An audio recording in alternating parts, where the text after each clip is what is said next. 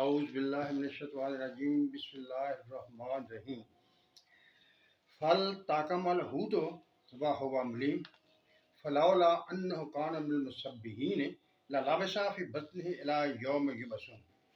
معزز ناظرین سامعین، یہ میں نے سورۃ صافات کی آیت آپ کے سامنے پیش کی ہے۔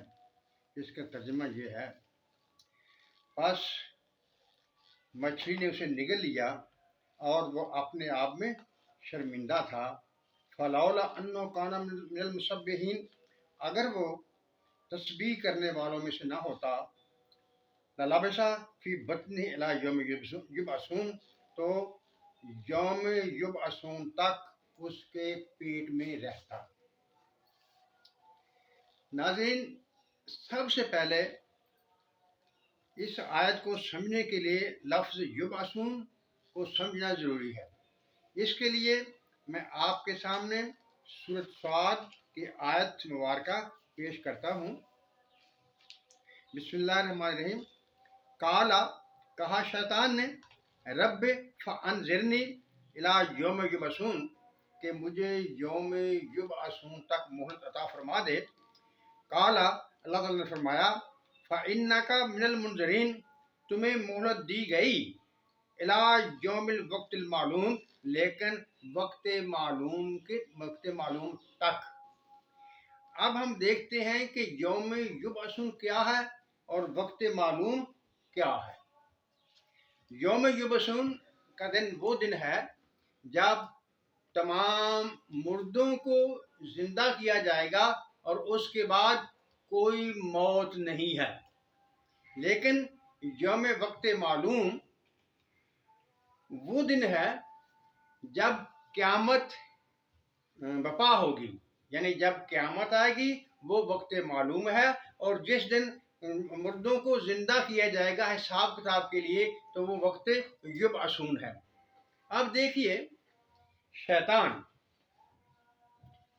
جو اللہ تعالیٰ سے مہلت چاہ رہا تھا یوم وقت یبعثون تک، یعنی جس کے بعد کوئی موت نہیں ہے، اس کا مطلب یہ ہوا کہ شیطان یہ چاہتا تھا اگر مجھے یوم یبعثون تک مہلت مل گئی تو مجھ پر موت وارد نہیں ہوگی، لہذا میں بچ جاؤں گا۔ لیکن اللہ تعالیٰ نے کہا نہیں، یوم وقت معلوم تک، یعنی قیامت برپا ہونے تک تجھے مہلت ہے، جب سب مریں گے تو بھی ساتھ میں مرے گا۔ یہ ہے یوم یبعثون اور وقت معلوم کا فرق۔ اور سورۃ صافات کی آیت میں جہاں اللہ تعالیٰ نے حضرت یونس علیہ السلام کے لیے فرمایا ہے کہ اسے مچھلی نے نگل لیا، اگر وہ تسبیح کرنے والوں میں سے نہ ہوتا تو یوم یبعثون تک مچھلی کے پیٹ میں رہتا۔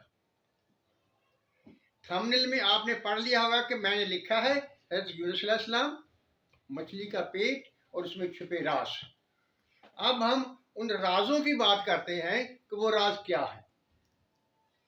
آپ سب جانتے ہیں کہ جب قیامت ہوگی، واقع ہوگی، تو سب کو مرنا ہے، سارے زمین و آسمان، پہاڑ ریزہ ریزہ ہو جائیں گے، ہر چیز اتھل پتھل ہو جائے گی۔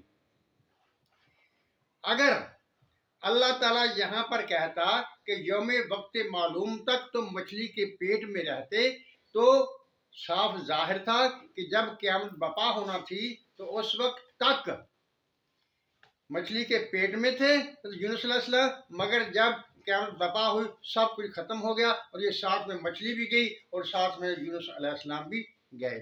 لیکن اللہ تعالیٰ نے لفظ ارشاد فرمایا یوم یبعثون، یعنی جب سب کو زندہ کیا جائے گا۔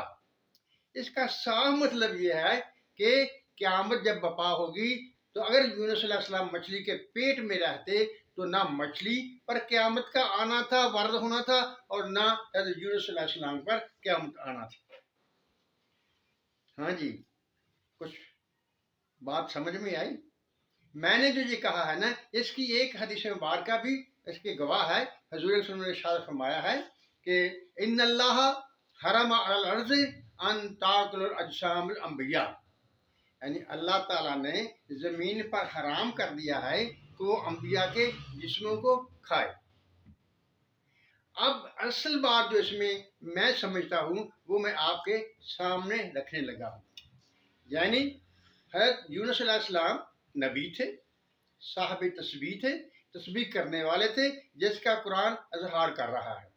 نبی اور تسبیح کرنے والے ہونے کی وجہ سے جو بھی چیز ان کے ساتھ لگتی وہ بھی ان سے بھی وہی اثرات ظاہر ہوتے۔ یعنی جب نبی پر قیامت نہیں آنا تھی تو جو چیز ان کے جسم کے ساتھ لگی تھی اس پر بھی قیامت وارد نہیں ہونا تھی، صاف ظاہر ہے۔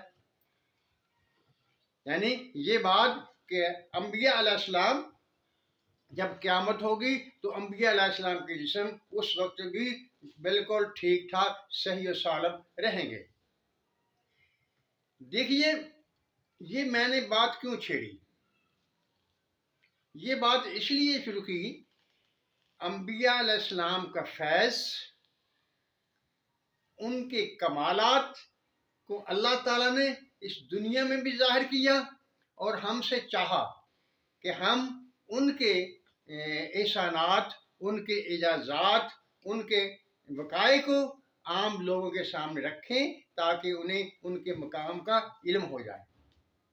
اللہ تعالیٰ قادر مطلق ہے، وہ ہر چیز کر سکتا ہے، اس پر کوئی حکمران نہیں، وہ سب پر حکمران ہے، لیکن اس نے کچھ قوانین مقرر کیے ہوئے ہیں جن پر وہ عمل کرتا ہے۔ جیسے اللہ تعالیٰ فرماتا ہے میں نے رحمت کو اپنے اوپر فرض کر لیا ہے، یعنی خود فرض کیا ہے، کوئی اور فرض کرنے والا نہیں ہے۔ اسی طرح انبیاء کرام، ان کے اجسام اور جو کوئی ان کے ساتھ جڑے گا وہ بھی محفوظ رہے گا، اس پر بھی تباہی نہیں آئے گی، قیامت بھی اس کا کچھ بگاڑ نہیں سکے گی۔ سامعین،